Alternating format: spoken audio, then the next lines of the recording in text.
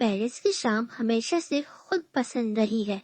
फिर टावर की रोशनियां जब दरियाए सीन के साकिन पानियों में अक्स बनाती है तो शहर किसी खौफनाक सराग की मानने लगता है।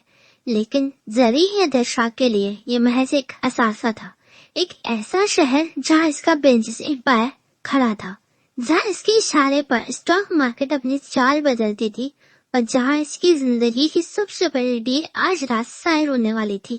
ये डील किसी कंपनी के इंतजाम की नहीं थी, ये इसकी अपनी जिंदगी का सौदा। मैडम तैयार है? जरीन अपनी कलाई पर बंधी महंगी घड़ी की तरफ देखे बगैर अपने सेक्रेटरी से पूछा।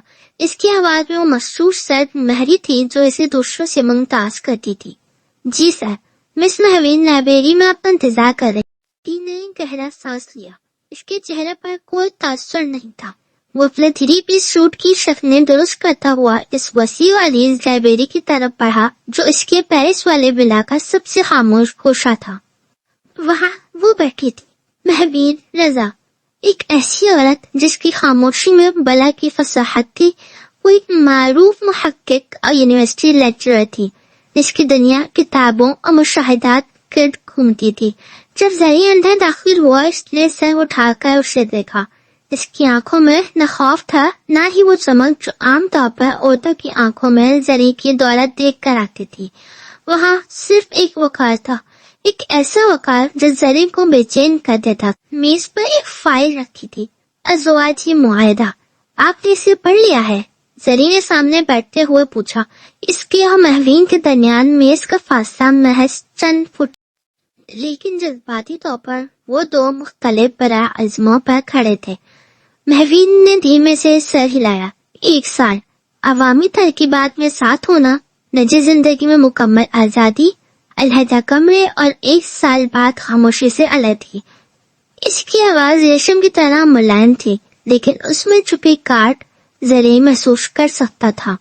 और इसकी आवाज आपके वालिद के तमाम कर्जे और आपके रिसर्च लैब के लिए फंड्स। जरी ने जुमला मुकम्मल किया। ये फेयर ट्रेड है महवीन। महवीन के लबों पर एक अधूरी मुस्कुराहट आई। आप हर चीज को तिजारत समझते हैं जरी साहब। मैं सिर्फ उन चीजों पर यकीन रखता हूँ जिन्हें कंट्रोल किया जा सके। जज्बात बेलगाम होते हैं, मुआहदे वाज़ेह होते हैं।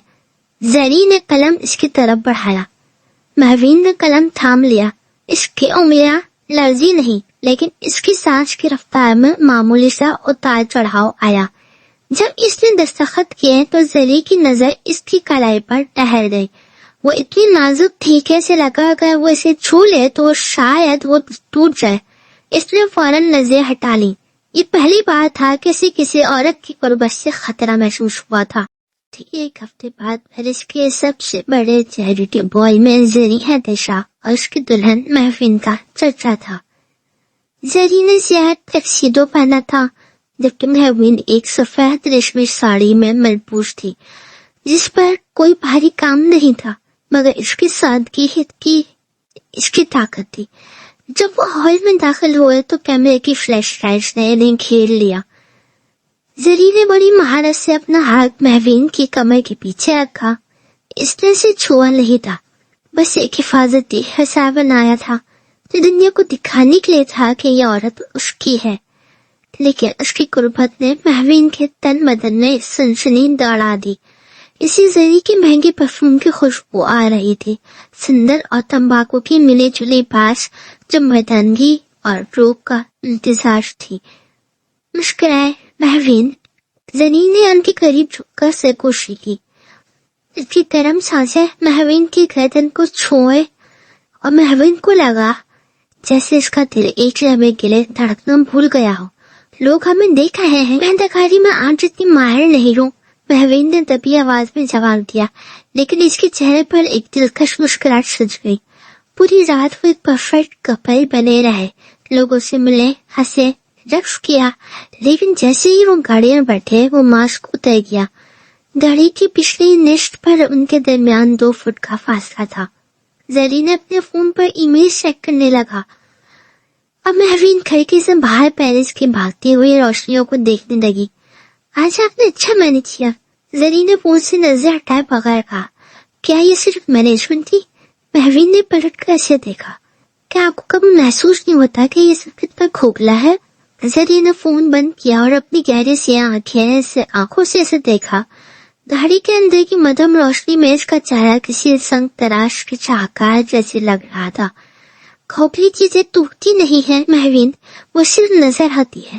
جو بڑی ہوتی ہیں وہ بوجھ بن جاتی ہیں. مہوین نے کچھ نہیں کہا. اس نے محسوس کیا کہ زری حیدر شاہ نے اپنے گرد جو دیواریں کھڑی کی ہیں وہ صرف دوسروں کو باہر رکھنے کے لیے نہیں ہے بلکہ خود کو اندر قید کرنے کے لیے بھی ہے. پہنچ کر دونوں اپنے اپنے کمروں کی طرف بڑھ گئے.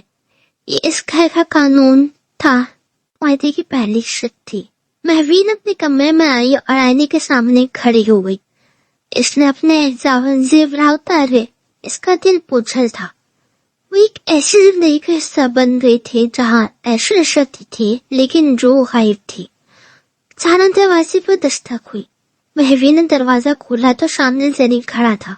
اس نے اپنی ٹائی ڈھیلی کر لی تھی اور شرٹ کے اوپر کے 2 بٹن کھلے تھے جس سے وہ پہلے سے کم رسمی اور زیادہ انسانی لگ رہا تھا. آپ کے ریسرچ پیپرز کی فائلز کے آفس پہنچا دی جائیں گی. میں نے آپ کے لیے یونیورسٹی کے قریب ایک اسٹڈی روم کا انتظام کر دیا ہے. اس نے مختصر بات کی. شکریہ، مہوین نے کہا. وہ اب بھی چوکٹ پر کھڑی تھی.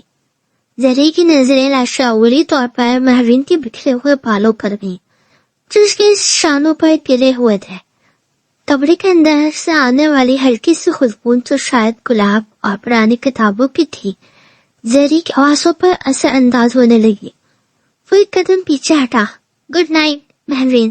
شب بخیر زری صاحب. دروازہ بند ہو گیا. زری کوریڈور میں اکیلا کھڑا رہ گیا.